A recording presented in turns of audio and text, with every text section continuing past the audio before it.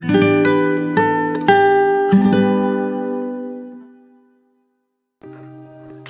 Assalamualaikum warahmatullahi wabarakatuh, Bapak dan Ibu peserta pelatihan penulisan karya tulis ilmiah yang saya hormati. Alhamdulillah, wassalatu wassalamu ala rasulillah, wa ala alihi washabihi wa mawalah maba'du. Pada hari ini kita sudah sampai kepada pelajaran kelima ya, yaitu lesson 5, yaitu mengenai cara menghindari plagiarisme. Baik, pertama saya akan memulai dari definisi plagiarisme ya. Plagiarisme ini atau sering disebut plagiat ya, adalah penjiplakan atau pengambilan karangan, pendapat, dan sebagainya dari orang lain dan menjadikannya seolah-olah itu karangan dan pendapat kita sendiri. Jadi gampangannya kita copy paste dari jurnal atau dari buku, kemudian kita simpan di karya tulis kita, kemudian kita tidak menyampaikan rujukannya. Jadi seolah-olah itu adalah tulisan kita, itu adalah plagiarisme. Nah, plagiarisme ini banyak sekali korbannya ya. Banyak sekali rektor yang turun gara-gara salah satu karya tulisnya ternyata plagiarisme ya. Nah, kemudian ada beberapa cara Bapak Ibu sekalian untuk menghindari plagiarisme ya. Baik, yang pertama, bagaimana cara menghindari plagiarisme adalah dengan cara quoting. Ya, definisi quoting itu adalah kita mengambil sebuah kalimat gitu ya dari tempat lain dan kita tidak ubah. Jadi semuanya kita copy paste, bahkan titik komanya juga kita copy juga. Nah, ini yang disebut dengan quoting.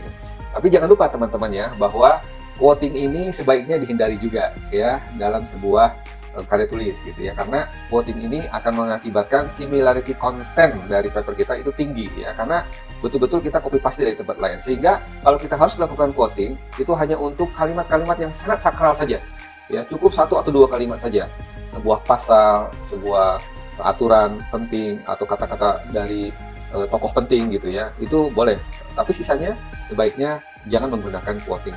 Jadi quoting ini yang paling harus dihindari lah seminimal mungkin. Walaupun boleh ya, tentunya dengan tetap menyebutkan sumbernya, tapi sebaiknya tetap dihindari. Nah, ini biasanya penulisan quoting itu masing-masing jurnal berbeda-beda gaya selingkuhnya. Ada yang menjorok kiri dan menjorok kanan, kemudian spasinya rapat dan miring, dan macam-macam ya cara penulisan dari quoting ini. Nah, yang paling penting kita pahami juga bahwa karena kita mengambil ini dari tempat lain, maka kita harus tetap mencantumkan sumber rujukannya. Kalau tidak, maka kita masuk ke dalam pasal plagiat. Jadi wajib dicantumkan rujukannya ya. Jadi sebaiknya hindari quoting dalam paper, kecuali memang sangat-sangat perlu ya. Nah, ini ada satu contoh ya, di mana ini menjorok kiri ya. Jadi gaya selingkuh untuk jurnal ini, quoting itu menjorok kiri. Di jurnal yang lain ada yang menjorok kiri dan menjorok kanan gitu ya. Nah, ini hanya menjorok kiri saja dan semuanya miring. Jadi semua ini adalah kutipan termasuk titik komanya dari tempat lain. Kemudian di sini ada sumber rujukannya, ini nomor 15 ya, itu sumber rujukannya. Nah, Bapak Ibu sekalian, ini adalah quoting ya. Tapi kalau banyak-banyak seperti ini, maka nanti similarity content-nya akan bingung. Jadi sebaiknya dihindari ya. Kemudian yang kedua, untuk menghindari plagiarisme adalah paraphrasing ya.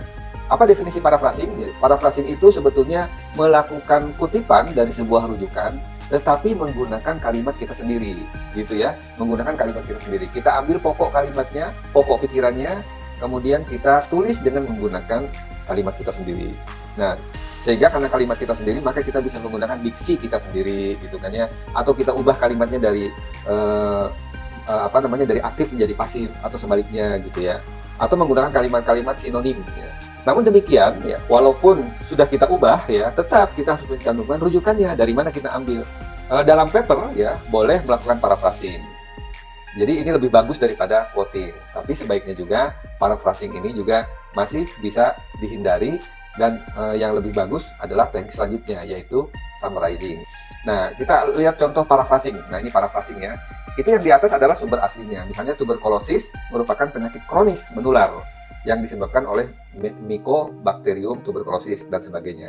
Maka kita agak ubah sedikit kalimatnya, kita awali dengan yang bawah ini ya, tuberkulosis disebabkan oleh Mycobacterium tuberculosis, yaitu penyakit menular dan kronis dan sebagainya. Nah, itu jadi berubah kan? Dengan perubahan kalimat itu, maka similarity content-nya akan kecil gitu kan.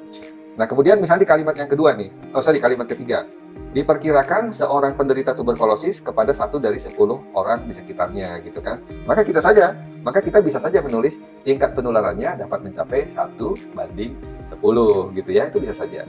Nah, setelah kita lakukan paraphrasing, maka kita tetap harus mencantumkan rujukan. Nah, karena kita tidak mendapatkan ini ujug-ujug dari langit. Oke, kita lanjut ke teknik ketiga, yaitu summarizing ya. Nah, summarizing ini sama dengan paraphrasing, cuman dia lebih singkat lagi. Mungkin dari satu paragraf menjadi hanya mungkin satu kalimat atau dua kalimat kayak gitu ya. Seperti itu ya. Tapi tetap juga kita harus mencantumkan rujukannya. Nah, dalam paper kita boleh melakukan summarizing ya, lebih banyak daripada paraphrasing dan quoting. Jadi summarizing lebih banyak.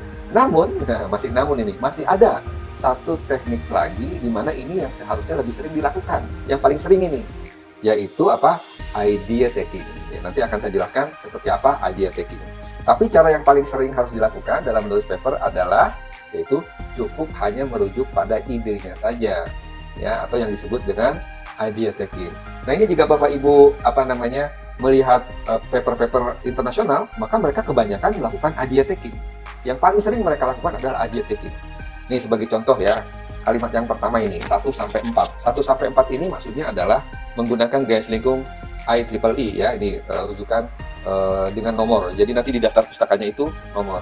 Nah, ini kalimat-kalimat ini teman-temannya itu semuanya kan hanya mengambil idenya saja, Ya, cobalah ini misalnya kita lihat kalimat pertama di paragraf kedua ini. Nah, ini dia sudah mengambil dari rujukan ke 19 sampai ke 26, banyak sekali tuh ya.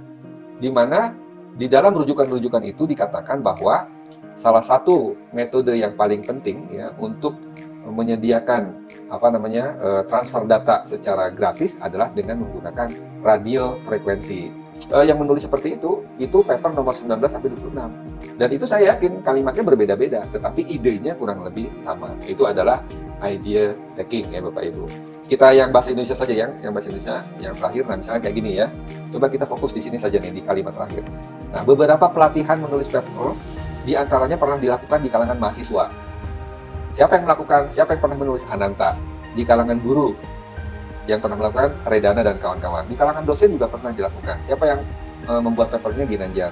Kemudian di kalangan Widya Iswara juga pelatihan menulis paper pernah dilakukan. Kata siapa? Kata Arthur. Nah, itu betul-betul ini bukannya quoting, bukannya paraphrasing, bukan summarizing, bahkan kita hanya mengambil idenya saja. Nah, itu Bapak Ibu sekalian ya, ini cara menghindari plagiarisme yang harus paling sering kita lakukan agar terhindar dari plagiarisme adalah idea taking. Kita baca sebuah paper, kita baca sebuah buku, kemudian kita ambil idenya saja, ya gitu ya. Itu yang harus paling sering. Nah, sehingga jika saya gambarkan seperti ini, maka sebaiknya di dalam sebuah paper itu agar kita terhindar dari plagiat, kita harus paling sering menggunakan teknik atau cara idea taking, yaitu mengambil idenya saja. Kemudian kita boleh juga melakukan summarizing, ya boleh ya. Tentu porsinya lebih sedikit. Kita juga boleh melakukan paraphrasing, boleh silahkan ya. Tetapi tentunya juga lebih sedikit lagi. Kita pun boleh melakukan quoting ya. Tetapi tadi sebaiknya ini yang paling sedikit ya. Atau bahkan kalau bisa dihindari, nggak usah ada quoting lah di paper kita gitu ya. Nah, ini saya kira Bapak Ibu pembelajaran kita kali ini mengenai anti plagiarisme. Jadi kesimpulannya di dalam karya tulis ilmiah, paper contohnya, sebaiknya hindari minimalisir penggunaan quoting. Justru sebaliknya lebih banyak gunakan atau lakukan cara idea taking ya. Baik Bapak Ibu sekalian, mudah-mudahan apa yang saya sampaikan ini bermanfaat ya. Jika masih ada pertanyaan, silakan dikirim ke alamat email saya yang tercantum di bawah ini. Mohon maaf apabila ada kata-kata yang kurang berkenan. Saya akhiri. Alhamdulillah. Assalamualaikum warahmatullahi wabarakatuh. Tetap semangat!